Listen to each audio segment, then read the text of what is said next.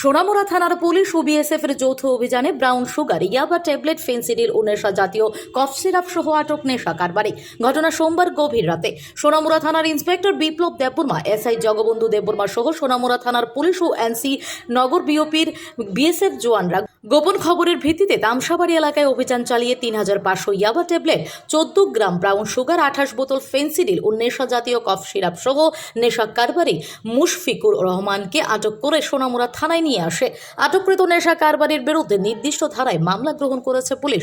মঙ্গলবার তাকে সোনামুড়া আদালতে সোপর্দ করবে পুলিশ। সংবাদ মাধ্যমের মুখোমুখি হয়ে এই বিষয়ে বিস্তারিত জানান সোনামুড়া থানার ওসি জয়ন্ত দে।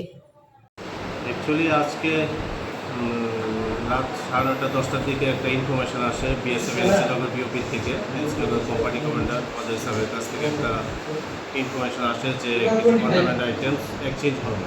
সেই অনুযায়ী ওনারাও আমাদেরকে পুলিশের স্টেট চেয়েছেন। অ্যাকর্ডিংলি আমাদের এখান থেকে ইন্সপেক্টর বিপ্লব দেববর্মা এবং সাব ইন্সপেক্টর জগবন্ধু দেববর্মার সঙ্গে স্টাফ নিয়ে বিএসএফের সঙ্গে জয়েন্ট অপারেশন করে এনসিনগরের একটি জায়গার সেই অপারেশনের সময় একটি লোক যখন এই কন্ট্রাব্যান্ড আইটেমস এক্সচেঞ্জ করছিল তখন ওকে ডিটেইন করা হয়। তখন ওর পজিশন থেকে ইয়াবা ট্যাবলেট প্রায় ৩৫০০ ইয়াবা ট্যাবলেট হবে এবং ২৮ বোতলের মতো কফ সিরাপ বোতল আর দুটো সাবানের কেজ, যেটার মধ্যে ব্রাউন সুগার ছিল, এইগুলো সিজার করা হয় এবং ওকে ডিটেইন করা হয়। কী নাম? ওর নাম মুশফিকুর রহমান, ওর নাম আক্তার হোসেন, এবং ওকে ডিটেইন করা হয়। কী নাম? ওর নাম মুশফিকুর রহমান, ওর নাম আক্তার হোসেন। তার পরিবারের তরফ থেকে একটা অভিযোগ রয়েছে যে তাকে নাকি অপহরণ করা হয়েছিল, কিছুক্ষণ পরে তাকে আপনার এখন অবধি এমন কোনো বিষয় আমাদের সামনে আসেনি, তবু এই বিষয়টাও দেখা হচ্ছে। অ্যাকচুয়ালি মানে এরা সবাই মোটামুটি কন্ট্রাব্যান্ড আইটেমসের বিজনেসের সঙ্গে যুক্ত।